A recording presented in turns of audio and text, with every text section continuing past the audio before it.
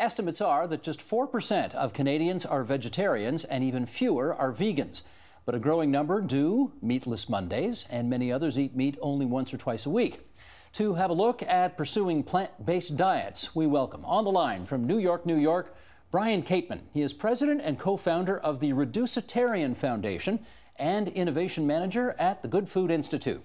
And here in studio, Lisa Lee, food blogger at thevietvegan.com and a volunteer with the Toronto Vegetarian Association. Sonia Faruqi, author of Project Animal Farm. And our food regulars, Jamie Kennedy of Jamie Kennedy Kitchens and food activist Joshna Maharaj. Good to have everybody on the program today. And Brian, to you from New York City, glad you could join us as well. Josh and Jamie, want to start with you guys. You ever been a vegetarian? I have. Yeah? When? Yes. 1 year living in India for a year made me a vegetarian. I was living in an ashram, which is sort of like a monastery, very sort of lentils and rice and whatever vegetables happen to be growing. And how long did you last as a vegetarian? I did it for a year, very happily. Oh. But honestly, coming from a South Asian background, vegetarianism is a regular part of life, right? There's always, you always have to make allowances for family members because of religious or sort of cultural decisions. Vegetarianism is everywhere. So why did it only last a year? Because I really like chicken. Okay, that's what we're going to get to. That's what we're going to get to. How about you, Jamie? You ever been one? I have. I was a vegetarian for maybe 6 months. I was coming off of a canoe trip. How long ago? When I was about 14 years old. Huh. So going back quite a few years. And I think it was just, we had this thing where we got back from the canoe trip and we were so desperate to have real food after you're eating like those, you know, packaged things on the canoe trip, that we went to the supermarket and grabbed like big steaks, and we came back and we grilled these big steaks on the grill. And I just had this kind of reaction to it that it wasn't appealing at all. So I said, okay, that's it. I'm just not going to eat meat for a while. And, you know, being a teenager, you know, you sort of take these stands, you know. I once sat on top of a pole for 12 hours to, I don't know. Just because? Just because, Just yeah. because, okay. But it only lasted 6 months. It did. For the reasons that we will get into. Sure. Brian, in your experience, why do people do this? Well, people are choosing to be vegan or vegetarian or simply eat less meat for a variety of reasons. But I'd say the top reasons are for concerns out of the environment, an interest in improving one's health, and compassion for farmed animals. We know the meat industry, from the clearing of land and trees, from the transportation of these products, account for somewhere between 18 to 51% of global greenhouse gas emissions, which is accelerating climate change and biodiversity loss. And from a health perspective, we know there are many studies that are correlating high levels of meat consumption with everything from cancer and diabetes to heart disease and obesity. And from a compassion for farmed animals perspective, we know that animals are treated incredibly cruelly in factory farms, and that 99% of meat comes from factory farms. So I think for all of these reasons, people are choosing to be either a vegan or a vegetarian or simply a reducitarian, someone who simply eats less meat with respect to their own diet. Which of those are you? I would consider myself a reducitarian. You know, when I was in college, I was learning about all of these issues, and I wanted to make some meaningful changes to my diet. But vegetarianism seemed a little too extreme for me, and so over time, I've sort of gradually transitioned into eating more plant-based meals, and I'm really enjoying it. But I don't necessarily think it needs to be an all-or-nothing premise. You can simply eat less meat. Gotcha. Sonia, you were here several months ago with your book, which was a real expose, if I can put it that way, of some of the farming practices that you have experienced and seen.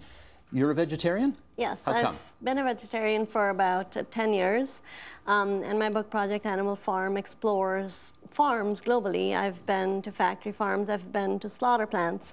And it's very cruel the way farm animals are treated today, never once seeing sunshine or stepping onto grass. So that's the reason. Mostly it's compassion for farm animals. So it's a political decision in some respects. It can be considered political. You're taking a stand for something. You're taking a stand on behalf of animals and also the planet. So it is very much a political decision. Every time we eat, we are making a political decision. When did you write the book? It came out about 8 months ago in 2015. So you've clearly been a vegetarian longer than your authorship, right? Yes, This I've been goes way back. vegetarian about 10 years. Yes. Right, but so what got you started in the first place? Because you were not, I don't think, politically active about this issue 10 years ago, were you? I did study some government, but I was in university in the US and I was thinking about it. I started, you know, in university you start questioning everything. What am I eating? What am I doing? What are my views? And this was something that just I started to think about. I researched it a little bit. To me, a lot of it came down to hypocrisy. I like cats and dogs. Everybody does. I wouldn't dream of eating a cat or a dog or other animals, so why am I eating cows and chickens and other animals? So it seemed to me that if I don't need to eat it, if I'm very healthy without it, then it doesn't make sense to keep engaging in this. Okay, as we continue along the continuum here, we have reducitarian, we have vegetarian, and then there's you. and you're, can I say this? You are the most extreme in your dietary habits here? Can I say that as a vegan? I guess so. I don't find it that extreme, but... Okay, well, first of all, for those who don't know, what's the difference between a vegan and a vegetarian? So I don't eat anything that comes from an animal at all. I don't eat eggs, I don't eat dairy. I look for, like, I don't eat Jell-O because there's gelatin in it. I don't eat, like, certain candies because they have ingredients that would be not vegan, or like they come from an animal. And how long have you been doing that? So I went vegetarian 5 years ago, and then I went vegan 3 years ago. How's it going? Great, I love it. Why? I think that as a person, when I first went vegan, I was, I think, 21, and like I just came out of school, and I was doing my master's, and I was trying to find like a way for me to make a difference in the world. And being vegan, you realize how much of an impact on animal lives or the planet and the environment and people in general, and that, you know, you kind of see the impact that you make just by choosing to eat vegan. But the thing I hear all the time is it's way, way, way, way too hard. Is it? I don't really think so. I think that if you have a good support system, then it's easy. I mean, when I first moved to Toronto, I volunteered for the Toronto Vegetarian Association, and so through the TVA, I met tons of people who are vegetarian and vegan, and they kind of introduced to me why, you know, it's easy, why it's fun. There's so many places in Toronto. Like, there's no excuse to go not to be able to find something vegan in Toronto. Well, and I don't want this question to sound as personally prying as it will sound, but you got a boyfriend? I do. Is he a meat eater? Yes. Okay, how does that work? We both respect each other. The way that I see it is like, you know, it's a comfort food, right? Like he doesn't know a way to not eat meat. It's like, he works also in broadcasting, so like, I don't know, it's hard to find food, you know, he gets pizza every day. It's hard to find vegetarian options in that sort of sense. But when he's home with me, he eats vegan with me. Have you tried to, and again, I don't know if this is the right word, but have you tried to convert him? No, I don't think that it's productive to ask people to convert to veganism. Really, that change should come from within, and if he chooses that he wants to. I mean, he recognizes why I do it, and he understands why, and it's logical to him, but that's just not the right move for him. Right, and one last thing on this. When you tell people that you're a vegan, what's the reaction you probably always get? Probably like, oh, wow, I couldn't do that. That's so hard. I just love my bacon. Like, I just love my bacon. It's all the bacon. It comes down to the bacon. Well, but does this make sense to you? Yes. It does? Yes. That it's not too hard and it's actually doable? Yes. Yes. So why are you doing it? Well, I really like eating meat. You like eating meat? Yeah. Jocelyn's a gastronome. And everything. I like eating everything. I think that there are a lot of very strong, compelling reasons for everybody to pay attention to a more plant-focused diet, right? There's a whole variety of reasons. I don't know that it necessarily means that we all have to become vegans. Right? There's a lot of personal choice built in there. And the thing that I find so interesting about the dilemma is that there's like a lot of competing identities, right? Because in this part of the world, it's actually really challenging to be a locavore vegan, right? A lot of vegan eating relies heavily on things like nuts and avocados, which are not indigenous to this part of the world, and they don't grow here. And so you sort of internally have to figure out what your list of priorities is. And that, to me, is really interesting. Let me ask you as a chef, can you imagine doing what you do and never having meat being a part of the equation? That's difficult, Steve. You know, my entire history has been around probably more meat-based protein cookery than vegetarian cookery. But as time goes on, that's changing. How so? Certainly. Lisa's claiming victory already, but anyway. Yeah. I mean, did you know that this year is the year of the pulse, for example? The year of the? The pulse. Yes. So pulses are legumes, beans, peas, lentils, Yeah. chickpeas, things like this. It's all veganism. So these are, Isn't it? this is plant-based protein, kind of goes over into the protein world a little bit. So they would accompany, I mean, I remember even years ago going to St. Lucia, and the Rastafarian culture down there is vegetarian-based. And ital were vegetables that were considered anything that's sort of growing above the ground, as green, as fruit, like light vegetables like cucumbers and tomatoes and things like that. And then food came from underneath the earth. So more like the pulses, you know, so the big roots, the dashings and so on. And, you know, anyway, what I wanted to say really was that over the course of the last 20 years, let's say, I have witnessed such a shift in how people are dining. It's 20 years ago, you would barely get any requests for vegetarians, but now, you know, we go to a catering event prepared to serve at least 15%, 20% to vegetarians, and a portion of that in addition to vegans. You know, and not to mention all the other food restrictions and allergies that people are having these days that 20 years ago simply didn't exist. Right. Sonia, let me do a follow-up with you. I mean, I remember reading in your book about how you saw chickens treated. And I wonder why you haven't gone, I mean, if this is partly a political decision for you, why haven't you gone full tilt to veganism? So I am mostly vegan, like 99% vegan, I'd say. When I travel, it's a bit tougher. So it depends on where I travel. I was in New York this weekend, a whole bunch of us girls, and we were going to lots of different restaurants. And like Jamie said, now vegan options are so common. Like they're just regular restaurants, really good restaurants that have about a quarter of the menu or more is vegan. So it's much easier in places like that. When I was living with farmers, it was harder to obviously be vegan. So I've always been vegetarian for 10 years, that's for sure. And mostly vegan or fully vegan for much of that time. Did you tell the farmers that you were chronicling in your book that you were a vegetarian? They saw it. They saw me eating with them, yes. And what was their reaction to that? It was fine. Some of them were actually leaning toward vegetarianism to begin with. I mean, I spent a day at a slaughter plant in Toronto, around Toronto, I should say. And for lunch, I was worried because this is a bunch of guys working at a slaughter plant, and I assume we're going to eat meat, and I'd have to eat with them. They told me, don't bring your own food. So it was a very tough time for me, and then the food comes, and it's all vegetarian. There's 3 entrees. And I asked them, what's going on? Why is everything vegetarian? And they said, we always eat vegetarian when we're at the slaughter plant. Why? Because they're seeing how meat is produced. They're seeing animals are living beings that are being converted to meat. And the process is very grueling.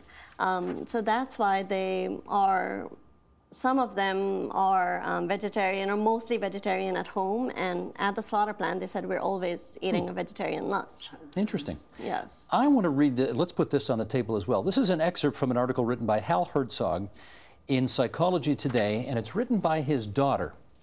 I stopped eating meat, she says, when I was 13. I told my mom and dad that my decision was based on animal welfare and the high carbon footprint of meat. But the truth is that while I theoretically cared about animals and the planet, mostly I just wanted to be different. I lived in a small southern town where it was more common to see the image of Jesus in a piece of toast than encounter a real live vegetarian. So while my motives weren't entirely pure, giving up meat certainly made me different. Population of Cullowhee, North Carolina, 9,427 meat eaters and 1 vegetarian. For the next 17 years, I ate grains, produce, legumes, and fake meat products like those at Morningstar bacon strips have a lower nutritional value than cat food. And for the next 17 years, it seemed like I was always hungry no matter how large my bowl of beans and rice. Even worse than constant hunger, I didn't seem to enjoy food the way other people did. Eating was a chore, like folding laundry or paying bills. But even more annoying, because if I didn't do it, I would die. I was sick of being hungry, I was sick of beans and rice, and so at the age of 31, I have made a decision. I will try and become a meat eater. Lisa, is this your future? No. How do you know? I just know because like the way that I eat now, I'm also a food blogger. So I am always developing recipes. I'm always looking for new ways to veganize the kind of foods I ate when I was younger. So growing up Vietnamese, there's like the beef noodle soup, which I veganized. There's like different types of noodle soups and rice dishes and whatever. And I've been able to veganize them and I eat them happily. And I love eating, and like I'm always hungry. But even before I was vegan, I was always hungry. I'm always hungry. But like that's something that has always been a part of me, even before I was vegetarian. Who wants to be always hungry though? I love eating, so it doesn't matter. Okay, Brian, how about you on that? Let me get your reaction to that excerpt I just read. Yeah, well, I've been eating, primarily plant-based meals, and I would just say I'm full all the time. So that concept doesn't resonate with me. I think if you're incorporating lentils and beans and rice and all of these plant-based items, you can easily sustain a growing hunger. But I think the conversation around purity is really what this is about, and that it's a mistake, and that take a person who eats 200 pounds of meat per year. If we can encourage them to eat, let's say, 50% less, let's say 100 pounds of meat per year, that's going to be a much greater difference than taking, let's say, a person who eats 5 pounds per year and getting them to go vegetarian. And so I think that's really the challenge around veganism and vegetarianism, is that we're expecting people to be sort of pure, this idea of I'm a 99% vegan. But that doesn't really require qualification, because that's incredibly impressive that most of your meals happen to be plant-based. And so I think we need to turn the conversation to celebrating all of these plant-based meals we're having, rather than focusing on the occasional meaty ones we have. And additionally, there are a large population of people who start becoming vegan right away. They don't take the time to do the research, and then they fall off the bandwagon and they start eating meat again. And so I think this idea of sort of gradually transitioning into a plant-based diet is going to result in a more sustainable one. Well, let me pick up on that word sustainable. Do you think at the end of the day this is just a fad? No, I don't think this is a fad, and I think we're going to see, increasing amounts of plant-based alternatives on the market. We're going to continue to see the trend of people who are consuming more plant-based products. And so I think we need to just push that along and encourage people to do things like Meatless Monday and vegan before 6 and weekday vegetarian. All of these different strategies are really easy to do. They're very fun, and it doesn't require an all-or-nothing premise that most people find intimidating. The sad truth is that most people are not vegan. Most people are not vegetarian. Those who say they are actually occasionally eat meat. And so I think we need to have an honest, real conversation about this and simply celebrate the fact that we can encourage people to simply eat less meat with respect to their own diet, rather than emphasizing this idea around purity. Joshna, was part of your calculation feeling hungry and not liking that feeling? No, it wasn't. There is a way to do this, right? Where you don't feel hungry. Yeah, really, to Lisa's point there, you have to be thoughtful about how you become a vegan and how you take meat out of your diet. Because one of the things that I see, which feels problematic to me, because I really like encouraging people to eat whole foods, is that there are a lot of fake processed things that get substituted in to just plug a hole, right? We have a lot of mayonnaise and weird, funny things like that show up, which I find are quite problematic, right? I don't think what that did you call it? Mayonnaise. What is that? It's mayonnaise without anything offensive inside, right? Veganese, or it's all these sort of things without the processed crap, without cholesterol, without eggs. Eggs is the big culprit that they're chasing away. And that seems to be a problem. And so when you see people make a sort of a dramatic shift, and really a lot to the point that we just heard, people get freaked out because it's about deprivation and really, right? One of the first lessons they teach us in cooking school is that fat carries flavor. Right? And animal fat does a killer job, right? Which is why bacon is the universal exception for everything. And so you have to really think about where your other fats are, right? That's why nuts and avocados end up being really good substitute, because it's delicious flavor. And that helps to infuse everything else that you're eating with the same really good flavor. But you need to pay attention, right? You have to make those decisions for yourself. And best case scenario, it's not about gritting your teeth in deprivation, right? It's about a joyful choice to support values that you're quite proud to assert, really. Ideally, it shouldn't be this I've made this terrible choice and now I have to suffer through 3 times a day for the rest of my life, right? Sonia, how about you? Do you ever feel hungry? No, I don't. And that's something I'm glad you brought up about health. So there's proteins are made up of amino acids. There's 20 amino acids, and 9 of them are essential, which means our bodies cannot make them ourselves. So there are cultures that, throughout cultures, we see that they've sort of found ways to combine the amino acids such that they're getting vegetarian meals with the full proteins. Then they're not going to be hungry. So for instance, lentils and rice, when you combine them, you get a full protein. And that's a very prevalent food in South Asia. Chickpeas and rice, again, that's prevalent in the Middle East. Rice and beans, that's prevalent in Latin American cultures. So it depends on how you're eating. If you're even somewhat healthy, you can definitely do it. If you're eating things like pizza or just bread or just chips or fries, and some people do. Part of the 5 basic food groups, aren't they? I mean, then you are going to be hungry because there's no protein, there's nothing in there. So it depends on how you're doing it. It's also important to note that in India, about almost 40% of people are vegetarian. That population is more than the entire population of the United States and Canada combined. Yep. That's a lot of people who have thousands of years of vegetarian heritage behind them. They've been doing it for generations upon generations. And if it were the case that they're always hungry, they wouldn't be able to do it.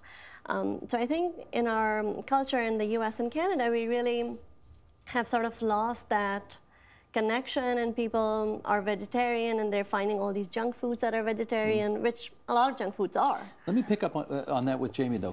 Can you say categorically that being a vegetarian is a healthier lifestyle than not? No, I don't think so. I don't think you can say that categorically. I've been trying to find what my voice is in this conversation. And for me, it's more about gastronomy and the culture of food to speak from. And as I grow older, especially, I'm much more interested in vegetables now. You know, I'm much more interested in cooking vegetables.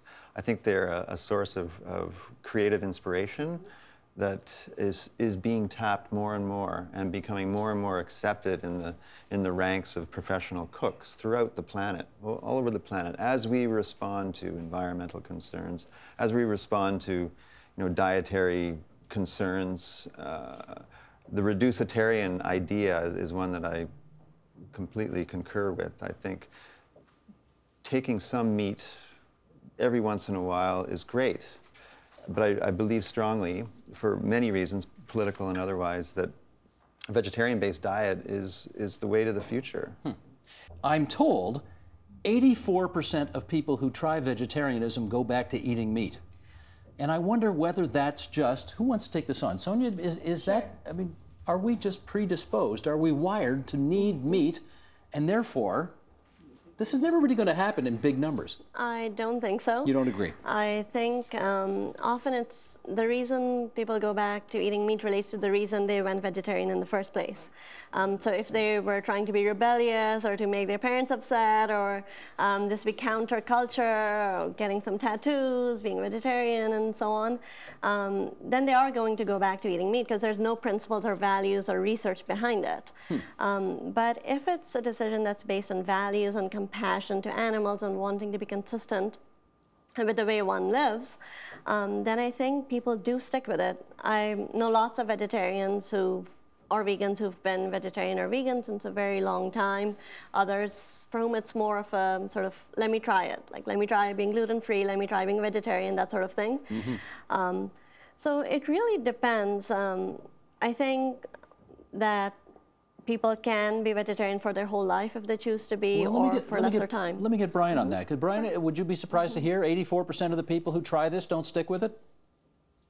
I'm not surprised at all. And I think it's going to get easier and easier as we're seeing more plant-based alternatives and there's more restaurants that are serving vegan meals. So I think that trend is going to decrease. But it's not surprising that people jump into becoming a vegan or vegetarian and they struggle with it, particularly if they're interested in this 100% idea that it has to absolutely be, I'm never going to have another animal product again. But I think this is a good story, though, because I guarantee you, or it seems likely to me, that those vegans and vegetarians who are no longer vegans and vegetarians are probably still not having a lot of animal products. And so I don't think this is a sad story. I think this is actually a really positive one, and that people have made the decision, whether it's for animal rights or for health or environmental reasons, to move toward a plant-based diet. And again, even if it's not 100%, I think that's okay, given that there is a large population of people who are consuming upwards of 200 pounds of meat per year. Gotcha. Brian, I'm told we're about to lose our satellite to New York City, so I do want to thank you for joining us on TVO tonight. People can get more information about what you're up to at reducitarian.org. Brian, Caitlyn in New York City, thanks so much. Thank you so much.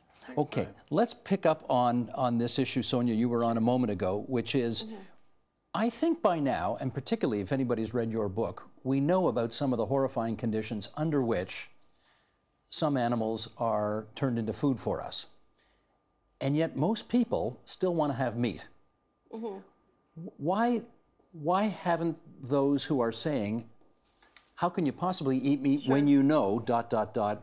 Why hasn't that sale apparently been made yet? I think it relates to what Brian said. We view it as purity, and it's difficult. I mean, when I wanted to be a vegetarian, going from a full meat eater to a full vegetarian, it's a huge switch.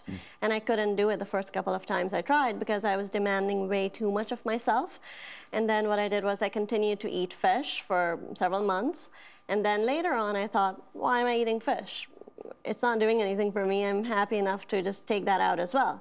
So it was gradual, it was organic, it was personal. I think doing anything, like let's say you drink coffee every single day, twice a day, going from that to zero coffee ever, difficult, it's difficult. But if you sort of reduce it, instead of 2 cups a day, maybe 1 or 2 cups a week or whatever it is, you can get there. So much easier, yes, and it's not a strain. Tell me this in our last minute here. Do you think, Joshna, that I'm hearing about this thing, science-based meat or meat grown in a lab? Is that, now it gets around some of the ethical issues, but is that a long-range solution for this? It scares me, Steve. Because? It feels like a really slippery slope.